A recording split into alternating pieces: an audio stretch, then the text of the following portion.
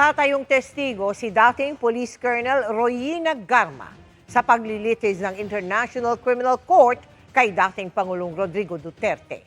Ayon kay dating Senador Antonio Trillanes IV, nakarating sa kanya ang impormasyong ito dahil ang kampo niya ang naunang naghain ng communication sa ICC tungkol sa extrajudicial killings sa Pilipinas.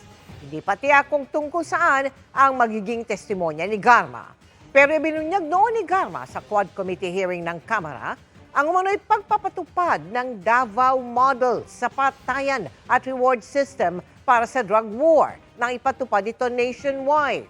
Bukod kay Garma, sabi ni Trillanes, ICC witness na rin ang tatlong nagpakilalang mga hitman ni Duterte, kabilang sina Arturo Las Cañas at Edgar Matobato.